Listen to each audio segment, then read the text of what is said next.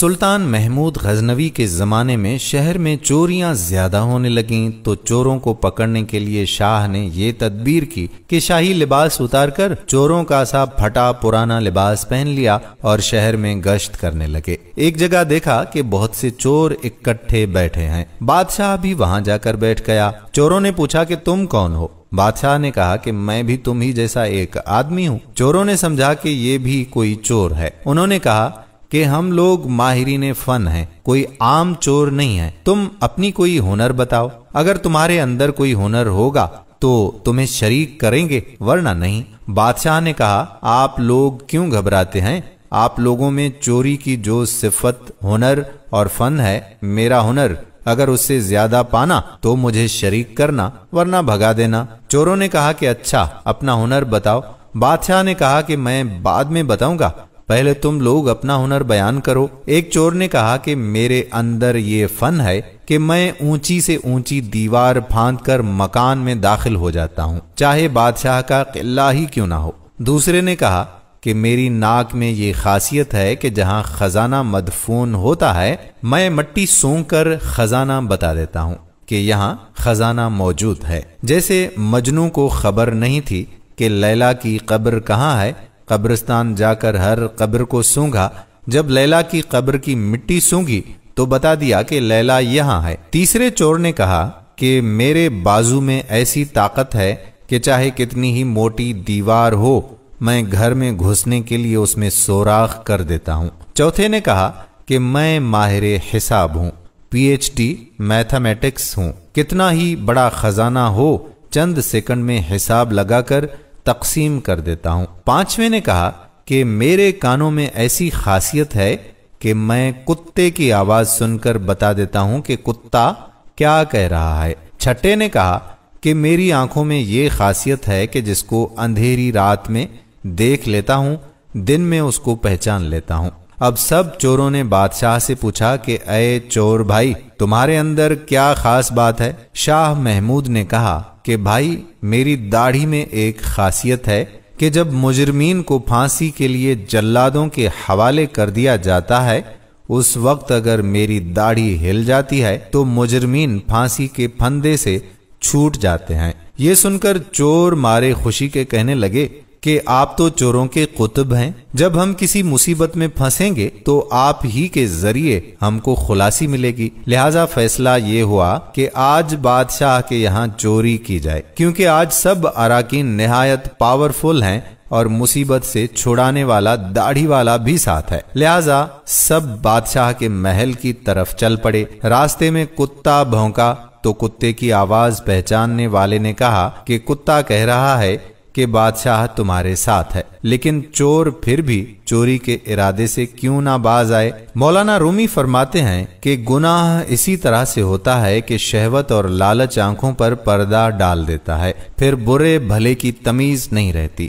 جانتا ہے کہ یہ آنکھوں کا زنا ہے لیکن مغلوب ہو کر گناہ کرتا ہے، اسی لیے اسباب نے گناہ سے دوری کا حکم فرمایا تاکہ لالچ پیدا نہ ہو۔ لہذا بادشاہ کے یہاں چوری ہوئی، چوروں نے خزانہ لوٹ لیا، جنگل میں بیٹھ کر ماہر حساب نے سب کا حصہ لگا کر چند منٹ میں تقسیم کر دیا۔ بادشاہ نے کہا کہ سب لوگ اپنا اپنا پتہ لکھوا دیں تاکہ آئندہ جب چوری کرنا ہو تو ہم لوگ آسانی سے جمع ہو جائیں۔ اس طرح بادشاہ نے سب کا پتہ نوٹ کر لیا۔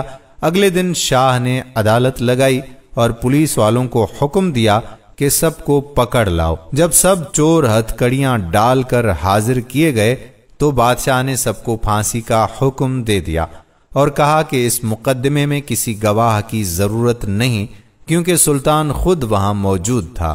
بالکل اسی طرح قیامت کے دن اللہ تعالیٰ کو کسی گواہ کی ضرورت نہیں کیونکہ جب تم بدکاریاں کر رہے تھے تو میں تمہارے ساتھ موجود تھا، لہذا اللہ تعالیٰ کو کسی گواہ کی حاجت نہیں۔ پھر قیامت کے دن جو اعضاء کی گواہی، زمین کی گواہی، فرشتوں کی گواہی اور صحیفہ اعمال کی جو گواہی پیش کی جائے گی وہ بندوں پر حجت تمام کرنے کے لیے ہوگی۔ جب 6 کے 6 چور پھانسی کے تختے پر کھڑے ہو گئے تو وہ چور جس نے بادشاہ کو دیکھا تھا اس نے پہچان لیا کہ یہ وہی بادشاہ جو رات کو ہمارے ساتھ تھا، یہ وہی آدمی ہے۔